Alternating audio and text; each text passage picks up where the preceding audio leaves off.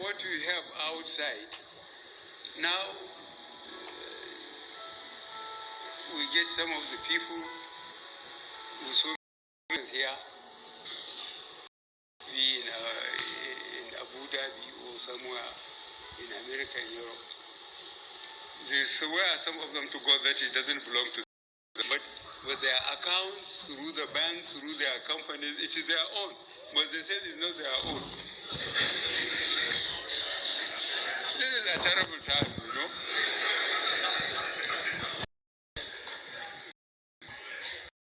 It's a terrible time. People are saying, what are we doing? Why can't we lock them up? And again, I went on by telling them, I said, when I was in uniform, younger and rather ruthless, I got from the president down, I locked them in Kirikiri. I said, you are guilty unless you can prove yourself innocent. But I myself was locked up. And those who appropriated public funds were given back what they have taken away. Who did anything about it?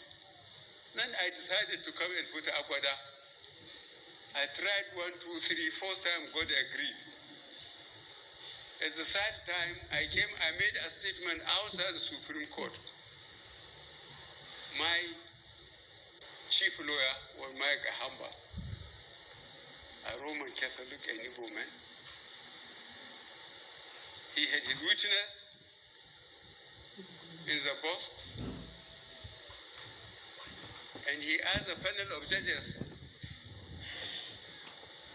that they should check on certain constituencies in certain states to bring us our register so that we can prove that some people, the people that voted there, were not the people INEC submitted.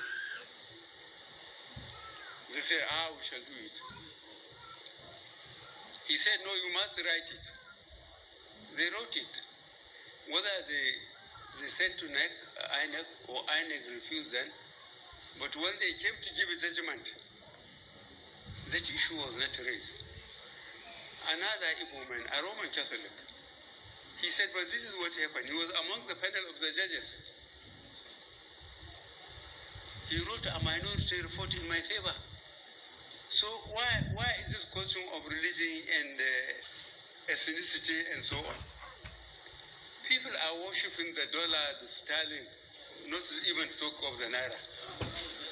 It's all bloody nonsense.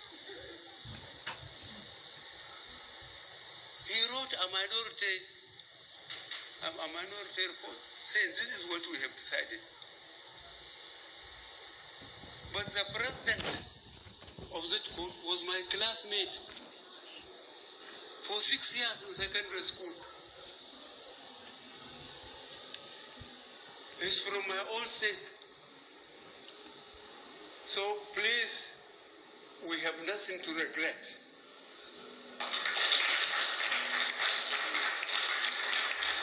Absolutely nothing.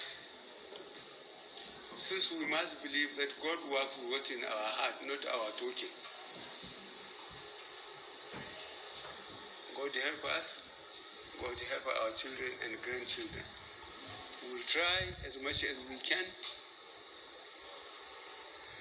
to work and bring this country to its senses. God has given Nigeria everything. We are rich in human and material resources. Let us keep on praying to God that He should put people of conscience in charge at all levels. Thank you very much. Buhari is biased and can never be like Obasanjo.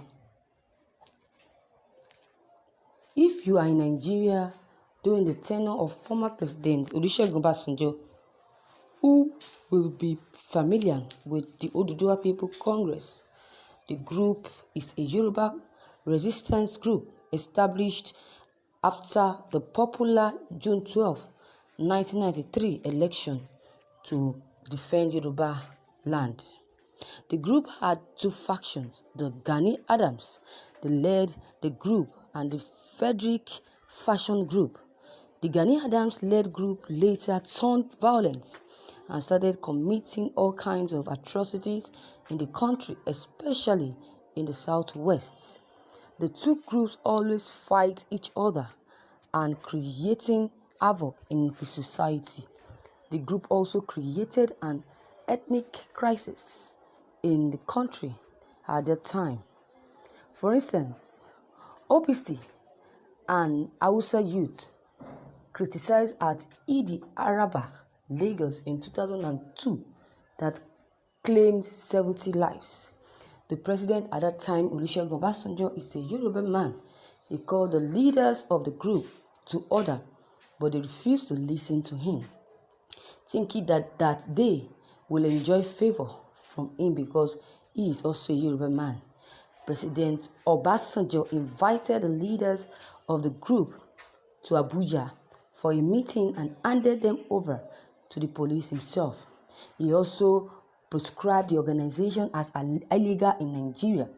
Gani Adams and others spent years in detention, even though they are from the state tribe as the presidents. Obasanjo was never biased about the issue. He placed national interest above the Yoruba interest. President Buhari should learn from Obasanjo. He should attend to the herdsmen and farmers without bias. No group should take the whole country to ransom. National interest should be placed above ethnic interest. Many Nigerians have accused the president of being biased and supporting the herdsmen in the ongoing crisis. Every Nigerian has the right to live anywhere in the country. No one has the right to evict and no one is right to evict another group from any state of the federation. However, the government must understand that Fulani herdsmen are becoming a threat to their Earth community. They should be warned and be persecuted by our president. The ongoing crisis in Oyo State should be resolved peacefully. Sunday Igboho must not be arrested by the police. The government should make peace with both sides and arrest killer herdsmen terrorizing the people. And that is it.